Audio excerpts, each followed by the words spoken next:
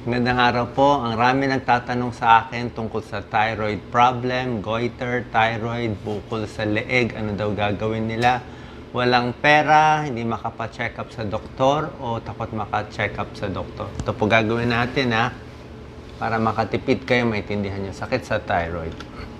First, kakapain natin kung meron ba kayong sakit sa thyroid o wala. So, humarap sa salamin, stretch yung neck, pwede uminom ng tubig, tingnan itong lalamunan, okay, sa Adam's apple. Pag meron kayong nakitang malambot na nakausli dito, medyo malaki itong leeg, posibleng meron kayong goiter. Okay? Dalawang klaseng thyroid problem. Merong hyperthyroid na sobrang active yung thyroid, merong hypothyroid. Meron namang iba, goiter lang. Pero hindi siya hyper o hypo. Kadalasan ang problema itong hyper. Ito yung medyo delikado na pwede makamatay pag hindi binabantayan. May heart complication. So ito yung mas gusto ko bantayan. So ano sintomas ng hyperthyroid? Yung malaki at yung ganito po.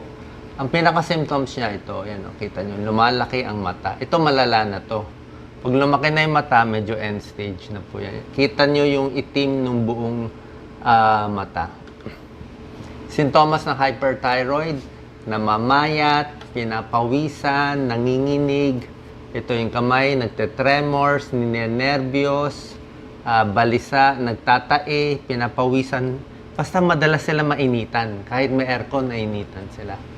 Iba pang kasi nga hyper. Yung thyroid kasi natin, para siyang accelerator ng kotse.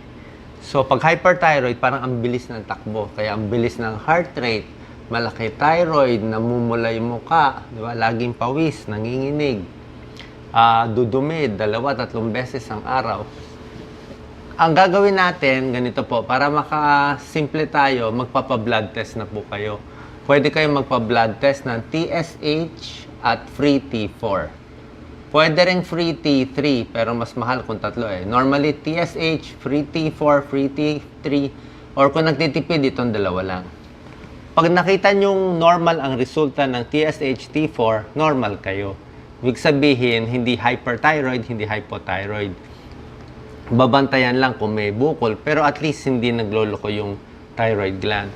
Ngayon, pag hyperthyroid, ang nangyayari, gawa ng thyroid hormone, itong thyroid gland mo. Kaya tumataas ang T4. Okay, T4 tataas. Tapos itong TSH, bababa. So, pag mababa to, mataas to, hyperthyroid ka. Meron namang tao, hypothyroid, ayaw gumana yung thyroid, pabaliktad naman to, mataas ang TSH, mababa ang T4. Pero ito yung binabantayan natin. Kadalasan ito yung problema. Bukod sa blood test na kailangan nyo na paggawa, pwede rin tayo magpa-ultrasound. Ito sa ultrasound ng thyroid, malalaman kung goiter lang ba, may bukol ba, benign ba, possible na cancer ba.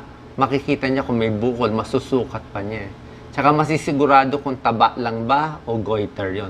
Pero pag nakita niyo na medyo nakausli talaga, tapos pag lumulun kayo, maramdaman niyo yan. Pag lumulun kayo, gagalaw-galaw siya. Malaki yung thyroid kung gano'n. Ano ang gamutan? Simple lang to, dinidiretso ko na.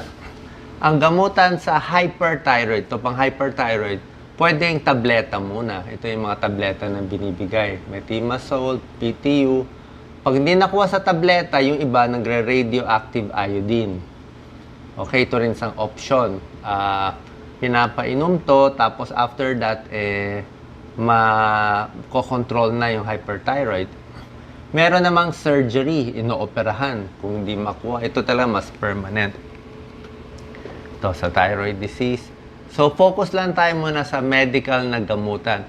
Actually, doktor ang magbibigay nito, hindi nyo to pwede rin bilhin, hindi siya over the counter. Pero tinuturo ko na rin sa inyo para advance na tayo, para makatipid kayo sa check-up sa doktor. So, pa-thyroid test ka, TSH, free T4, free T3, that number 1 blood test.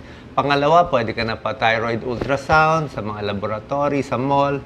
Tapos, kung positive na hyperthyroid ka, mababa TSH, mataas ang T4, ito ang binibigay ng doctor endocrinologist na gamot. Kadalasan dalawa lang. Pwedeng PTU, propylthiouracil, or pwedeng methimazole. Either or dito. Kung buntis, PTU ang binibigay. So, pag PTU, binibigay, normally, iba-ibang dose, depende sa laki ng pasyente. 50 milligrams, minsan 3 times a day, 4 times a day.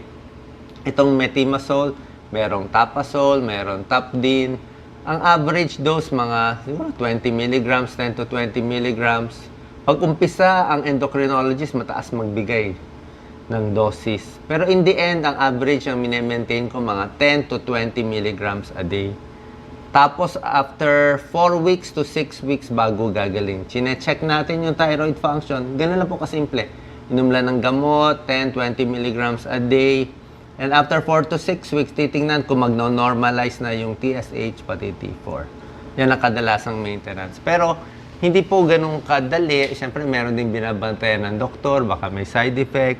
Pero ito talaga yung pang-control. Kasi pag hindi na-control yung hyperthyroid, komplikasyon, bibilis ang puso, lalaki ang puso, mag-heart failure, hindi makakahinga, merong namamatay sa hyperthyroid. Pagdating naman sa pagkain, wala naman talagang gamot sa thyroid na sasabihin mo, ito iinumin mo, ito lang kakainin mo, wala pong ganun eh. Pero basically, any food is okay, wag lang sobra dami. Iodine-rich food, okay lang. May zinc, iron, vitamin A, antioxidants. Basta healthy lang. Okay? Meron mga gamot na iiwasan pag hypo o hyper. Pero para sa akin, hindi siya ganun ka-proven o kalaki ang epekto sa thyroid. Eh. Basta yung gamutan na lang, ayusin na lang natin yung gamutan. Basta tama yung pag-inom nyo, maging normal TSH, T4 nyo, okay lang. Eat normally kahit konting broccoli, cabbage, wala namang kaso po eh. Ngayon, konting explanation lang, ito yung opposite nung kanina, hypothyroid. May tao nagka-hypothyroid, minsan pag na-radioactive iodine, nasusobrahan, o na-surgery, syempre, nagtatanggal, minsan na gusto nila a little over, so medyo na-hypothyroid. Una hyper siya, nung ginamot na hypo. So pag na-hypo konti, binibigyan ng gamot para itaas konti kung bumaba masyado yung T3 at T4. So, ito po kadalasan binibigay sa mga hypothyroid, levothyroxine, 25 microgram, 50 microgram. Ang starting dose, mga 25 to 50, mga ganyan. Minsan tinataas. Lalo na sa may edad, matanda, may sakit sa puso, mababa. Kasi tulad ng sinabi ko, ang thyroid para siyang accelerator. Hypothyroid, mabagal ang takbo. Levothyroxine, pinapabilis ang takbo ng organs natin. Eh kung sumobra naman taas ang dose, magpapalpitate. Diba? So, kailangan tamang-tama lang. Tsaka kadalasan, pang matagalan ng inom ng thyroid. Okay po, simple lang to. Panoorin nyo na lang ulit kung hindi nyo gano'ng maintindihan. Tapos, papacheck na ng thyroid test, ultrasound, pagpunta nyo sa doktor nyo, sa endocrinologist, may dala na kayo nito. At kahit isang check-up, para masabi na niya kung anong gagawin mo na pangmatagalan, para hindi kayo matakot, hindi ganun kamahal, para gumaling na ang problema niyo sa goiter at sakit sa thyroid. Salamat po.